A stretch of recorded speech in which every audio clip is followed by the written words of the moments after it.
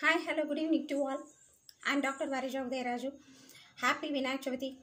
So last వీడియోలో నేను మీకు చెప్పినట్టుగా టూరిజంలో సాఫ్ట్వేర్ ఇండస్ట్రీలో టూరిజంతో జాబ్స్ ఎలా సంపాదించుకోవాలో చెప్పాను. అది చాలామందికి నచ్చినట్టుంది. అందులో చాలా అద్భుతంగా వ్యూస్ వచ్చాయి. సో ఇంకోటి చెప్తాను, అంటే ఫ్రీలాన్సర్గా బతకాలనుకునే వాళ్ళకి సాఫ్ట్వేర్ కాదు, గవర్నమెంట్ ఇండస్ట్రీ కాదు, ఇంకోటి కాదు అనుకునే వాళ్ళకి ఇంకో మంచి అవకాశం కూడా ఉంది. నేను అందులో వర్క్ చేశాను. అవన్నీ మీకు తర్వాత నేను షేర్ చేస్తాను. నేను ఎక్కడెక్కడ వర్క్ చేశాను అనేది. సో ఐఆర్సిటీసీ తెలుసు కదా, ఇండియన్ రైల్వేస్ అండ్ క్యాటరింగ్, ఇది టూరిజం ప్యాకేజెస్ చేస్తూ ఉంటారు కదా ప్రత్యేకంగా. సో ఇండియన్ రైల్వేస్ వాళ్ళది ఈ మార్కెటింగ్ మేనేజర్స్ అని ఉంటాయి. మనం వాళ్ళని కన్సల్ట్ అవుతే మనకు వాళ్ళ ప్యాకేజెస్కి మనము మార్కెటింగ్ మేనేజర్స్గా అపాయింట్ చేస్తారు.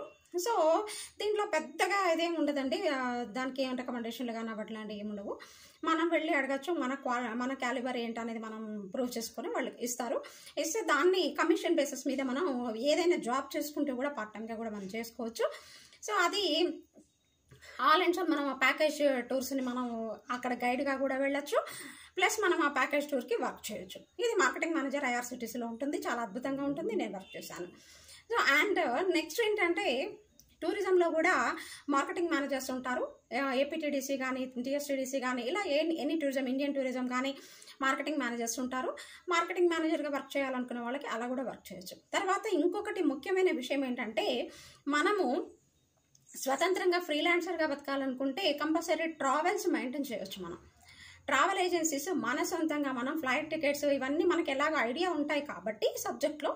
సో ఇవన్నిటిని మనమే ఒక కస్టమైజ్డ్ ప్యాకేజ్ టూర్ని, మంచి టూర్స్ని, కస్టమైజ్డ్ ప్యాకేజ్ టూర్స్ని కొంచెం పరిచయాలు పెంచుకుంటే, ఇప్పుడు మానసరోవర్ యాత్ర చేస్తున్నారు, అలాంటి వాటికి కూడా మనం ట్రావెల్స్ నుంచి మనం తీసుకెళ్ళగలగచ్చు. కస్టమైజ్డ్ ప్యాకేజ్ టూర్స్ అందివచ్చు. చాలా అద్భుతంగా ఆ రంగంలో మనం రాణించవచ్చు. సో ఇది మనం ఫ్రీలాన్సర్గా వర్క్ చేయాలనుకున్నప్పుడు. సో అలాగే ఇంకా లేదు, మేము టూరిజం ఇండస్ట్రీ వైపు కాదు, హోటల్స్ వైపు వెళ్తాం అనుకుంటే, హోటల్ ఇండస్ట్రీస్లో కూడా టూరిజం జాబ్స్ చాలా ఉంటాయి. ఎందుకంటే తాజ్ హోటల్ నుంచి, నేను సాలార్జంగ్ మ్యూజియంలో గైడ్గా వర్క్ చేసేటప్పుడు తాజ్ హోటల్ నుంచి ఒక అమ్మాయి వచ్చేదన్నమాట. ఆమెకి ఓన్లీ, అంటే లేడీస్ కూడా ఉంటారు అందులో గైడ్గా, తాజ్ హోటల్ నుంచి గైడ్గా ఓన్లీ సాలార్జంగ్ మ్యూజియం ఆ అమ్మాయికి ఉండేదన్నమాట. నాకు అప్పుడే తెలిసింది. ఇదేంటి అంటే, అవును మేడం మాకు ఇలా ఉంటుంది అని చెప్పి. అప్పుడు కొత్తగా ఒకటి నేను తెలుసుకున్నాను అనమాట. అంటే హోటల్ గ్రూప్లో కూడా టూరిజం ఇండస్ట్రీ గైడ్స్ ఉంటారు. వాళ్ళకి ఏ ఏరియా వాళ్ళకి, అంటే వేరే దగ్గరికి పంపకుండా అక్కడెక్కడ అలాట్ చేస్తారనమాట.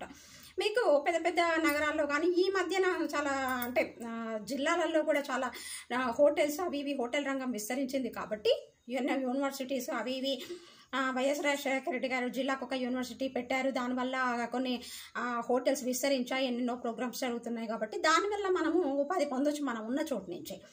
ఆ హోటల్స్లో మనకి గైడ్, అంటే పెద్ద వాళ్ళు స్టే చేస్తుంటారు కదా, వాళ్ళు వచ్చినప్పుడు మేము పలానావి చూడాలనుకుంటున్నాం, ఇక్కడ ఉండే లోకల్ సైట్ సీయింగ్ ఏదైనా చూడాలనుకుంటున్నాము అని అన్నప్పుడు ఆ హోటల్ వాళ్ళు ఒక గైడ్ని ఇచ్చి పంపుతారనమాట. Marketing manager or guide or something. అంటే నేను చెప్పినట్టుగా ముందే ఒక్కొక్క దాంట్లో, ఒక్కొక్క హోటల్స్లో, ఒక్కొక్క హోటల్ ఇండస్ట్రీలో వాళ్ళకి సపరేట్ వాళ్ళు ఏం పేర్లు పెట్టుకుంటే వాళ్ళ డిజిగ్నేషన్స్ ఏముంటాయి, వాళ్ళ డిజిగ్నేషన్స్ వాళ్ళ ఇష్టం అనమాట. సో ఆ డిజిగ్నేషన్స్తో మంచి శాలరీస్ గెయిన్ చేయొచ్చు. అలా కూడా హోటల్స్లో కూడా మనం టూరిజంలో వర్క్ చేయొచ్చు. ఒకవైపు హోటల్ రంగంలో ఉంటూనే ఇంకోవైపు మన టూరిజంని వదిలిపెట్టకుండా మనం చేసుకోవచ్చు అనమాట. అలాగే బ్యాక్ ఆఫీస్ పోస్టులు చాలా ఉంటాయి టూరిజంలో కూడా. ఇవేవి నాకు ఇష్టం లేదు, బ్యాక్ ఆఫీస్ పోస్ట్ చేసుకుంటానంటే కూడా బ్యాక్ ఆఫీస్ వర్క్స్ కూడా చేసుకోవచ్చు అనమాట. మరి బ్యాక్ ఆఫీస్ వర్క్స్ ఏంటి అంటే, బ్యాక్ ఆఫీస్ వర్క్స్ అంటే మనం మామూలుగా స్టూడెంట్స్ని, టూరిజం ఫెలోషిప్స్ ఉన్నాయి, చాలామందికి తెలియదు. సో ఎలా వెళ్ళి చదువుకోవాలనేది కూడా చాలామందికి తెలియదు. మామూలుగా సాఫ్ట్వేర్, ఎంఎస్లు ఇవి మాత్రమే వెళ్తుంటారు, ఎంబీఏలు వీటికి మాత్రమే వెళ్తుంటారు. మరి టూరిజం స్టడీస్లో, మ్యూజియం స్టడీస్లో కూడా ఎలా వెళ్ళాలి, అక్కడ ఎలా స్టే చేయాలి, ఎలా ఫెలోషిప్స్ తీసుకోవాలి, ఇవన్నీ కూడా మనం చెప్తూ మనం కమర్షియలైజ్ చేసుకొని దాన్ని మనం ఫ్రీలాన్సర్గా వర్క్ చేసుకోవచ్చు అనమాట. అండ్ మీరెందుకు చేయలేదని అడుగుతారేమో. నేను ముందే చెప్పాను, నా పరిస్థితులు వేరు, నేను వేరు. నా వెనకాల ఉద్యోగం కావాలని ఒక ఫ్యామిలీ, ఉద్యోగం అని నా వెంటబడ్డ కారణంగా నేను ఉద్యోగానికి వెళ్లాల్సి వచ్చింది అంత దూరం. నాకు అసలు యాక్చువల్గా జాబ్ అందులో నాకు ఆ ప్రొఫెషన్ ఇష్టమై కూడా నేను వెళ్ళాను అనుకోండి, ప్రొఫెసర్ అవ్వాలనుకున్నాను. దట్టు యాక్చువల్గా ఫ్రీలాన్సర్గా వర్క్ చేయడం అనేది ఇంకా బాగుంటుంది. బట్ ఇప్పుడు నా ఆరోగ్య స్థితి అంత బాగలేదు కాబట్టి ఇప్పుడైతే నేను చేయలేను. సో ఓపిక ఉన్న వాళ్ళు అబ్బాయిలు చక్కగా, అమ్మాయిలు కూడా ఓపిక వాళ్ళు చాలా చక్కగా చేసుకోవచ్చు. ఇలా కమర్షియల్గా మీరన్నీ ఫస్ట్ ఫెలోషిప్స్ తెలుసుకొని మినిస్ట్రీ నుంచి, ఆ తర్వాత మన ఇండియన్ గవర్నమెంట్ ఓవర్సీస్ ఎడ్యుకేషన్కి ఫ్రీ ఫెలోషిప్స్ అనమాట. అవి ఎలా ఇస్తుంది, వాటికి ఏమేమి అర్హతలు కావాలి, ఏం కావాలి, ఇవన్నీ కూడా నేను మీకు ఆల్రెడీ వీడియోలో చెప్పాను. ఇవన్నీ కూడా మీరు కమర్షియల్ చేసుకొని వాళ్ళ కోచింగ్ ఇచ్చేసి వాళ్ళ చేత ఆర్టికల్స్ రాయించి ఇలా కూడా మనం అంటే కమర్షియలైజ్, నేను ముందే చెప్తున్నాను. ఏది ఏ పని ఇవాళ రేపు ఊరికే ఎవరు చేయరు, ఎందుకంటే బతకలేం కాబట్టి, మనము బతకాలి కాబట్టి. సో ఇవన్నీ కూడా కమర్షియల్ చేసుకొని మనం ఎన్నో రకాలుగా టూరిజంలో అద్భుతంగా రాణించవచ్చు. ఎవరికి లేనన్ని అవకాశాలు, విస్తృత అవకాశాలు, history, culture, archaeology, tourism, museology, architecture, ఇలా ఎన్నో పేపర్లు మనకు ఉన్నాయి కాబట్టి ఆ పేపర్లు అన్నిట్లలోనూ ఎవరికి లేని, ఏ సబ్జెక్టుకి లేని అవకాశాలు, ఏ సబ్జెక్టుకి లేని గవర్నమెంట్ ఫెలోషిప్స్ భారత ప్రభుత్వం మనకు కల్పిస్తుంది. అవన్నీ ఉపయోగించుకోవాలని నేను కోరుతున్నాను. ఎందుకంటే దక్షిణాది వాళ్ళు అస్సలు ఉపయోగించుకోవట్లేదు. నేను మినిస్ట్రీలో ఉన్నప్పుడు చాలా చూశాను. నార్త్ ఇండియన్స్ కంప్లీట్లీ యూటిలైజ్ చేసుకుంటారు. అయితే ఒకటి మీకు కోపం రావచ్చు, దక్షిణాది వాళ్ళకి చాలా బద్దకస్తులు. వాటికి రిపోర్ట్స్ పంపాలి, వాటి చెయ్యాలి అని అంటే చెయ్యరనమాట, ఫ్రీగా రావాలి. నా స్కాలరే ఉన్నాడు, 2 లక్షల ఫెలోషిప్ ICHR తీసుకున్నాడు, దొబ్బేశాడు. ఎక్కడున్నాడో కూడా తెలీదు. కాకపోతే నాకు అడ్రస్ దొరికింది, సో నేను పట్టగలను. బట్ హైదరాబాద్లో పట్టుకోవడం నాకు అంత పెద్ద నష్టమేం కాదు. కానీ అతని ఎఫెక్ట్ నా స్కాలర్ అవ్వడం మూలాన నా నెక్స్ట్ స్కాలర్స్కి ఎఫెక్ట్ పడి ICHR ఫెలోషిప్స్కి మొన్న సౌత్ ఇండియన్స్కి ఎవరికి ఇవ్వలేదు వాళ్ళు.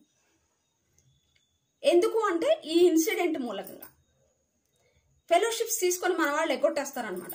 మన వాళ్ళకి ఎంతసేపు ఇవాళ్ళకి పూట గడిస్తే చాలు అనే ఒక దృక్పథం. మీరు నన్ను తిట్టుకున్నా పర్వాలేదు, 30 ఏళ్ల జీవితం గురించి ఆలోచించమంటే ఈ రోజు గడిస్తే చాలు, మా ఊర్లో ఉంటే చాలు, ఇలా ఆలోచిస్తారనమాట. కానీ నార్త్ ఇండియన్స్ అలా కాదు, చాలా కష్టపడతారు సబ్జెక్ట్లో. సబ్జెక్ట్ ఉన్న వాళ్ళని నెత్తిన పెట్టుకుంటారు వాళ్ళు. చాలా మంది అంటుంటారు నార్త్ ఇండియన్స్కి సౌత్ ఇండియన్స్ పడదని. ఎవరండి చెప్పారు సౌత్ ఇండియన్స్ అంటే నార్త్ ఇండియన్స్కి పడదని? వాళ్ళు చేసే శ్రమ మనం చేస్తామా? చేయలేము. మనం అస్సలు చేయము. నేను ఢిల్లీలో స్వయంగా ఉన్నాను, అందుకే నాకు నార్త్ ఇండియా అంటే చాలా ఇష్టం. ఎందుకంటే చాలా కష్టపడతారు, సబ్జెక్ట్ నేర్చుకుంటారు పర్ఫెక్ట్గా, సబ్జెక్ట్ ఉన్న వాళ్ళని నెత్తిన పెట్టుకుంటారు.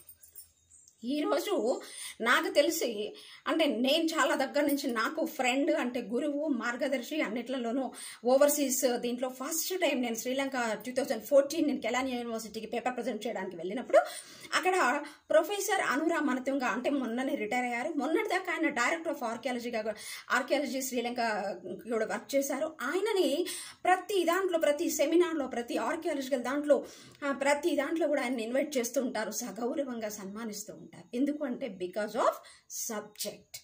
సో అలా ఇప్పటికీ నేను 2002లో నేను మానేసి జస్ట్ 1 year మాత్రమే అక్కడ వర్క్ చేశాను. అయినా నన్ను ఈ రోజుకి అక్కడ గుర్తుపెట్టుకున్నారు. ఇక్కడ లేని గౌరవం నాకు నార్త్ ఇండియాలో దక్కుతుంది. ఇక్కడంటే ఎంతసేపు నగలేసుకున్నావా, డబ్బులు వెనకాల ఆస్తులు కూడా పెట్టుకున్నావా, బిల్డింగ్లు ఉన్నాయా, ఇవి మాత్రమే చూస్తారు. సో అక్కడ ఏమి చూడరు. నీకు నాలెడ్జ్ ఉంటే నార్త్ ఇండియన్స్ గౌరవించినంతగా ప్రపంచంలో ఎవరు గౌరవించలేరు, గౌరవించరు కూడా. సో ఇది ట్రూ, వాస్తవం. సో వాస్తవాలని గ్రహించండి.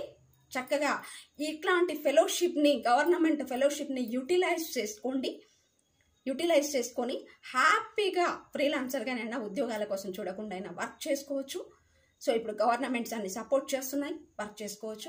All the best for your future endeavours. ఇవన్నీ ఉపయోగించుకుంటారని నేను కోరుతున్నాను. సౌత్ ఇండియన్స్ కూడా నార్త్ ఇండియన్స్ లాగా కష్టపడి పనిచేసే తత్వం రావాలని నేను కోరుకుంటున్నాను. Thank you 1 and 1/2.